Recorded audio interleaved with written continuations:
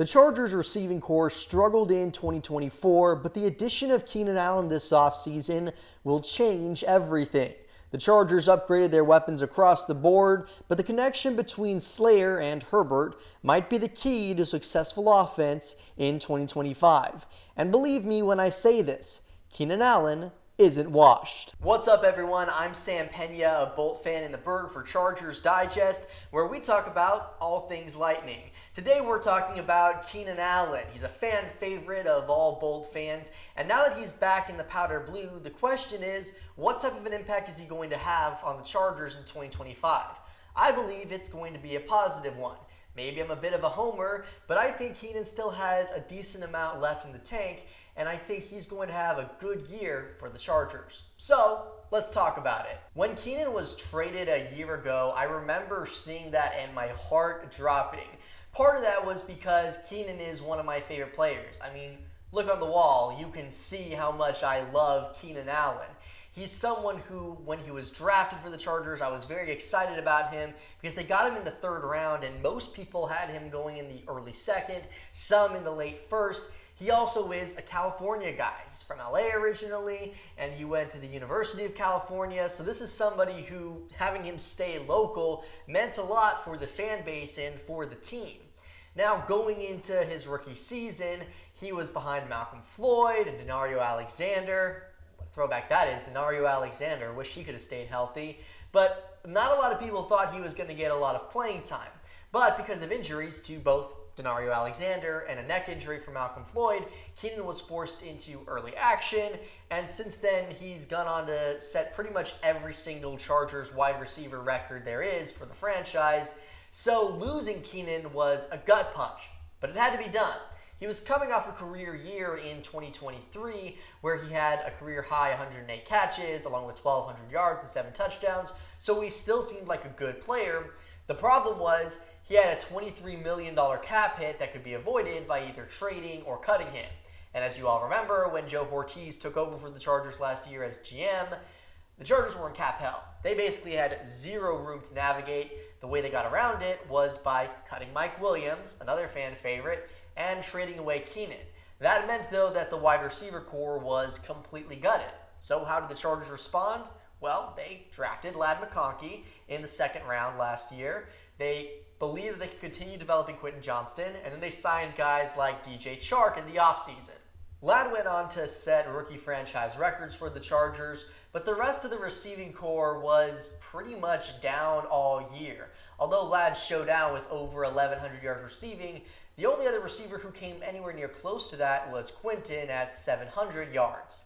Now, going into 2025, the Chargers have the same two starting wide receivers in Quentin and Ladd, but everything else is different at this point. They drafted Trey Harris in the second round, and they drafted Keandre Lambert-Smith in the fifth round, both of whom have had good moments in training camp and the preseason. But it still felt like the Chargers were lacking that experience in the receiving room. So, what did they do? They went out and they got Keenan Allen, someone who has familiarity with Justin Herbert, has had some of his best seasons with Justin Herbert, and was just out there on the open market. Why, you say? I'm not going to lie. He had a bad year with the Bears. He had a very bad year with the Bears. Only a little over 700 yards receiving. He still had 7 touchdowns, but he had a career low 70 catches. Definitely not something you want to see out of a player who is now 33 years old. I saw a lot of people on Twitter, social media, Reddit, places like that, questioning if maybe Keenan was just done. And I do think there is an argument for that. I mean, listen, when you're 33 years old, you're not going to be the same player that you were. He definitely is someone who, when you watch him on tape, doesn't move quite the same anymore. But he's not washed. And the reason why I believe that is because I think the problems last year for Keenan were more due to how he was utilized by the Bears than it was Keenan himself being over the hill. So let's take a deep dive into that. Through the first 9 weeks of the season last year for the Bears, Keenan had an average depth of target of 11 yards downfield for each one of his receptions. That was a career high for him. By the end of the year, it went down to 9.2, which is more on brand for him. Now, normally you would want a receiver to have a high depth of target, but not in Keenan's case. And that's because that's not the type of receiver he is. Chargers fans remember, at his pro day, he ran a 4.7 40, which is why he slipped to the third round. Now, granted, that was him coming off of a pretty serious knee injury, so he ran faster than 4.7. But I'll be honest, if I had to guess, he probably runs around 4.7 today, given his advanced age. So, asking a 33-year-old receiver who was already slow coming into the NFL to run a lot of deep routes really didn't seem to make a lot of sense. There were many Bears fans on both social media and also in the analytics departments who were saying the way he was utilized by Shane Waldron was all wrong. Shane Waldron employed an offensive system that emphasized targeting receivers down the field, but Keenan just isn't that guy. He never was that guy. He still was one of the best threats last year on third down, which is where I see his role on the Chargers. So let's talk about that. Where does he fit with the Bolts in 2025? Well, to answer that question, I think we have to start by going back to 2023, where Keenan had probably his best year. During that season, he was paired with Herbert and averaged 95 receiving yards a game, 2.5 yards per route run, and a 31% target rate per reception. That's huge numbers. All those numbers decreased last year when he went down to 49 yards per game, 1.5 yards per route run, and only was targeted on 23% of his routes last season. Now, a big part of that, like I said, was the average depth of target. I expect that to go up because Keenan is going to be targeted more by Justin Herbert, and he's also going to be targeted more in the short and intermediate area.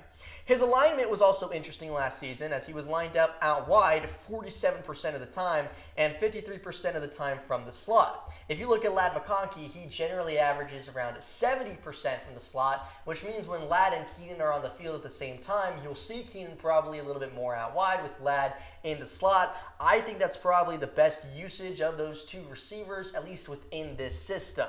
But beyond that, when you look at Keenan's numbers against zone coverage, that's probably where he is at his best. Justin Herbert in 2023 had a 39.3 EPA when he was targeting Keenan Allen against zone coverage. That was the best between a quarterback and a wide receiver in the entire NFL last season and came close to a record high.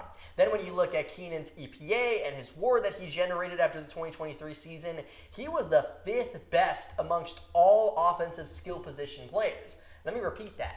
5th best amongst skill position players. That includes running backs and receivers and tight ends. Amongst those three positions, Keenan was 5th best when it came to producing above the expected average. That is huge for a receiver, especially someone who in 2023 was 31 years old. According to Next Gen Stats, in 2023, Keenan recorded 446 receiving yards when he was placed in motion or when he was shifted at the beginning of the play. That was the most in that era of recording receptions and nearly outgained the entire Bears offense in 2023.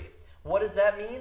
Well, I think what you're going to see a lot of the time is Ladd out in the slot and then Keenan probably move into some sort of motion, probably in a bunch set with Ladd McConkey, where you're going to be able to utilize both of their skill sets. Probably be able to get Ladd to be able to do what he does best against those slot corners, and then give Keenan a little bit of that head start where he's able to utilize that build-up speed to be able to put together and chain some of his fantastic route running moves. The Chargers knew how to utilize him his entire career. The Bears not so much, and I think that's going to be the big difference for the Chargers in 2025. Now, is he 33 years old? Yes. Is this maybe a little bit of a pipe dream for me as a Chargers homer, hoping that Keenan is going to be the same player that he was? Also, yes. In reality, what's probably going to happen is it's going to be somewhere in the middle. I'm not predicting a massive season out of Keenan Allen where he has 1,500 yards, career best, and the Chargers are suddenly one of the most potent passing offenses in the league.